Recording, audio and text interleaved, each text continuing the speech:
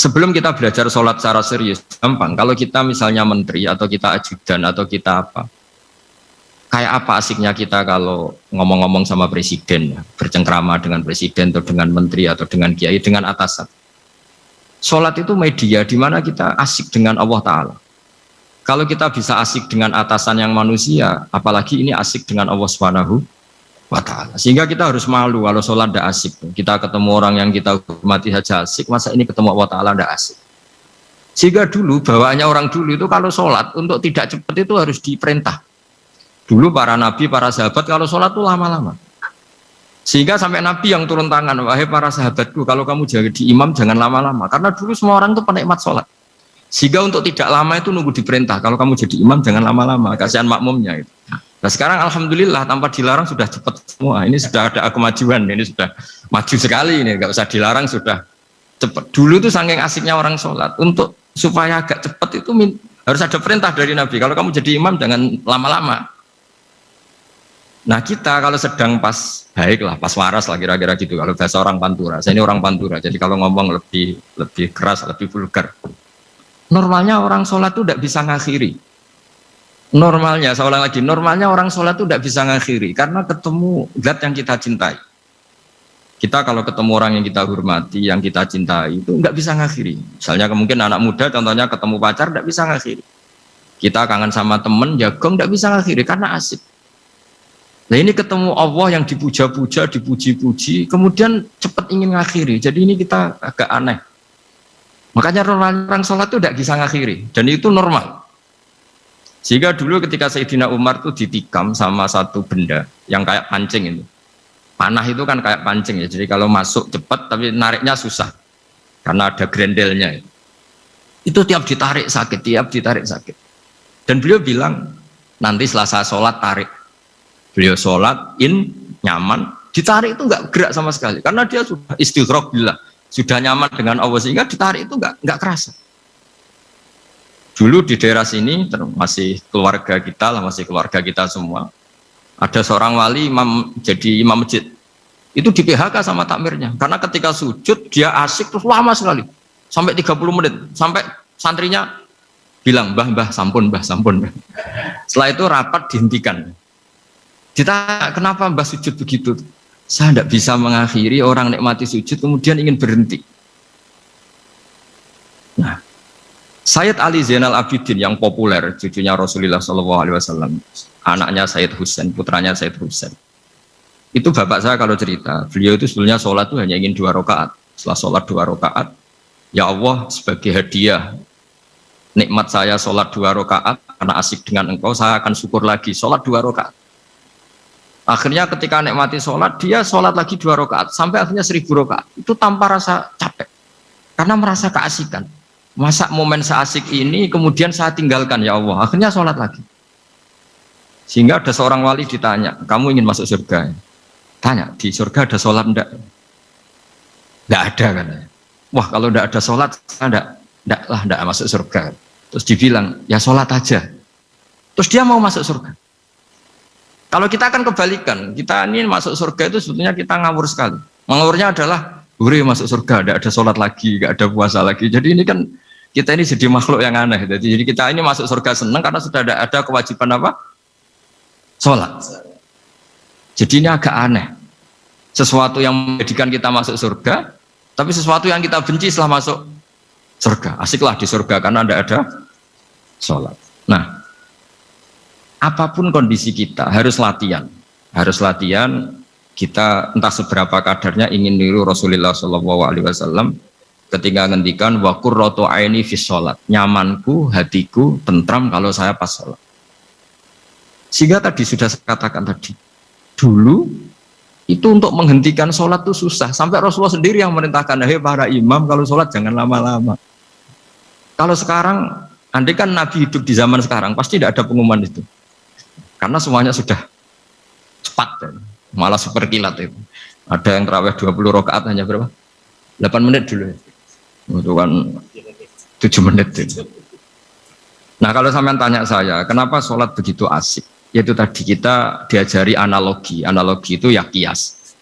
Jika kita bisa asik ngomong sama orang yang kita cintai, bisa orang tua, bisa anak, bisa cucu. Itu rasanya mengakhiri itu nggak bisa, karena bawaannya asik. Gitu. Apalagi ini kita munajat, bercengkrama dengan zat yang kita butuhkan sebelum kita ada, sampai setelah kita ada, sampai setelah kita tidak ada. Kita semua akan hasbunallah wa ni'mal wakil. Sehingga dulu bawaannya orang dulu itu, saya cerita sedikit, ada orang mau meninggal, namanya Umar bin Abdul Aziz, itu Khomisul Khulafa, orang yang terkenal adil. Ketika mau meninggal, senangnya bukan main. Ditanya, kenapa engkau senang? Memangnya kalau saya mati mau kemana? Ketika saya hidup dengan segala nikmat itu ya karena Allah Ta'ala. Saya nanti mati ke zat yang sama, dikelola oleh zat yang sama, yaitu Ar-Rahman Rahim. Dulu saya disayangi Allah, paling setelah mati juga disayangi Allah, karena yang jadi Tuhan setelah mati, Tuhan yang sama ketika di dunia, yaitu Rahman Rahim. Cerita legenda yang lebih dasar dari itu masyhur itu Jalaluddin Ar-Rumi. Ketika dia mau meninggal, semua muridnya nangis, beliau marah. Kenapa kamu menangis? Ya karena guru mau meninggal. Kamu itu ngawur sekali. Saya ini sudah lama menunggu hari seperti ini, bisa ketemu zat yang saya cintai, malah kamu menangis. Ayo kamu nari sebagai pesta kematian saya. Tapi ini nggak bisa ditiru ya, karena kalau kita niru, nggak usah dilarang juga nggak bisa niru kayak gitu. Cuma saya maklumatkan jangan ditiru, meskipun nggak usah dilarang juga nggak akan bisa niru. Sehingga orang-orang dulu itu bawaan kalau mau kabur itu ya asik. Rasulullah Shallallahu Alaihi Wasallam ketika mau wafat, intaqala ila rafiqil a'la, itu ditanya sama istri-istrinya, lalu engkau mau kemana? Kata Nabi, sebelum sekian hari, beliau setiap khutbah ngendikan, ini ada hamba yang disuruh milih Allah antara di dunia dan bertemu Allah. Kalau kamu jadi hamba itu milih mana? Di dunia yang penuh problem ini, apa milih ketemu Allah yang Rahman Rahim, yang hubungannya dengan kamu itu ngasih dan ngasih. Kamu tidak mungkin kan hubungan dengan Allah memberi, kamu bisa apa? Kita hubungan dengan Allah pasti hanya mendapat, dikasih nyawa, dikasih oksigen, dikasih bumi tidak bayar, dikasih air juga tidak bayar. PDAM dikelola siapapun bayar, oksigen di rumah sakit bayar. Hubungan kita dengan Allah tidak pernah bayar oksigen, tidak pernah bayar sewa bumi, punya kolam renang laut seluas itu ya tidak pernah bayar. Udah gitu kolam renangnya menghasilkan ikan, itu kalau kita kan semuanya utang jasa sama Allah, dan reputasi Allah itu dengan kita hanya memberi, tidak pernah meminta. Akhirnya hubungan-hubungan inilah yang menjadikan terus semua sahabat jawab, ya kalau kita jadi hamba itu pasti milih Allah lah. Jadi Nabi itu saking pinternya orang, supaya orang siap dengan keberangkatan beliau itu dibikin satu taksis, satu apa, kalau orang Jawa bilang itu dikai persemon, dikai mukaddimah, supaya orang-orang itu siap kalau Nabi ngendikan, kalau kamu seorang hamba disuruh ketemu Allah sama hidup di dunia yang fana ini, milih mana? Ya milih ketemu Allah. Ketika akhirnya Rasulullah wafat, ternyata orang itu adalah Rasulullah. Ya akhirnya sahabat bilang, ya iyalah, masa dengan kita sama Allah milih ketemu kita, pasti milih ketemu Allah. Nah, sholat itu mi'rajul mukmin, sholat itu adalah cara seperti itu. Kita manja dengan Allah meskipun dengan segala problem, ketika itidal kita tetap memaklumatkan Rabbana lakal hamdu mil'us samawati wa mil'ul ardi wa mil'u ma syi'ta min syai'in ba'du. Engkau zat yang selalu layak dipuji di langit maupun di bumi. Dan langit bumi ini karena terbatas masih ditambahi wa mil'u ma syi'ta min syai'in ba'du. Dan seluas apa saja engkau kehendaki. Apapun hebatnya langit bumi ini tetap terbatas, ada ruang dan waktu. Makanya ditambahi wa mil'u ma syi'ta min syai'in ba'du. Dan segala puji ini memenuhi semua yang engkau kehendaki.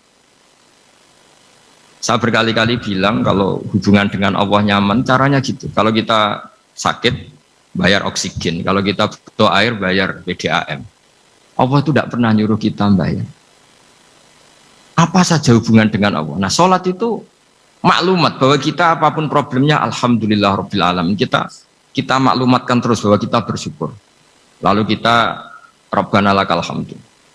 Makanya saya sering kalau disuruh Gus doain supaya pandemi cepat berlalu. Saya ini kan kalau kiai ya, kiai itu apa ya? Saya pernah di Jogja pas gempa. Ya orang-orang ya susah. Saya ini caranya susah saja sampai tidak tahu, karena bukan karena sombong ya, karena ya mau apa gitu. Memang nggak bisa apa-apa kan, kita manusia. Jadi saya mohon sholat ini jadi media yang luar biasa. Jadi di antara makalah Imam Syafi'i paling terkenal itu Fasihan idza ma kana fi dzikri rabbih wa fi ma siwahu kana fin nasi ajama.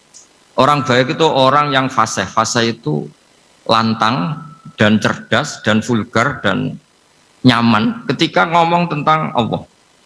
Salat itu semua hubungan kita ngomong dengan Allah. Misalnya kabira walhamdulillah katsira. Hanya Engkau yang maha besar ya Allah.